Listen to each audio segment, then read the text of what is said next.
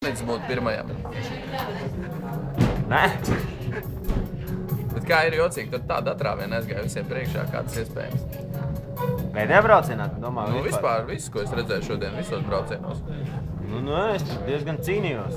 Jā. Diezgan cīnījos un šogad iet labāk. Un pārliecināšāk. Inventārs, varētu teikt, arī strādā. Es mēģinu kaut ko patrimēt, pamainīt katru braucienu jā, viss ir labi. Pastāst kādu noslēpumu trimēšanas. Trimēšanas noslēpumu? Pat grūti tev pateikt, jo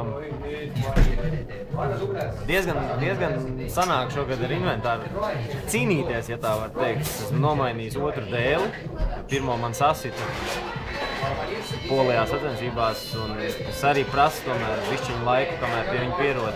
Tad es esmu salauzis divus mastus un lietoju ne īsto, ja?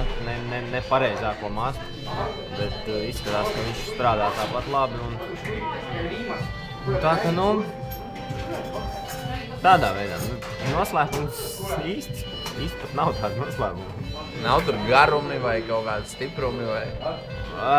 Ir droši vien, bet zin kā, katram pašam jāatrod tas savs, kas tev patīk, jo katram ir savādāks. Es lietoju nestandarta inventāru, varētu teikt. Bet sākumā likās, ka tas pilnīgi garām, bet tagad liekas, ka pat faktiski pēc Polijas liekas, ka tas ir ļoti labi. Bet kāpēc ir tik liela atstarpe starp tevi un nākamajiem sekotājiem finiša līnijā? Es stāvēju pie pēdējās zīmes, es redzēju, kā tas izskatās visus braucienus. Martins jūtās diezgan savārds no igauņiem, kas ir tur pārējiem. Jocīgi, laikam acīm redzot nav sagatavojušies. Bet šodien otrajā un trešajā braucienā šodien stipri dabūju pasvīst, jo neizvēlējos pareizāko startu. Tad bija tāda cīnība. Pirmo boju pat bija kaut kāds 5. vai 6. tikai. Izdevās pēc tam atgriezt.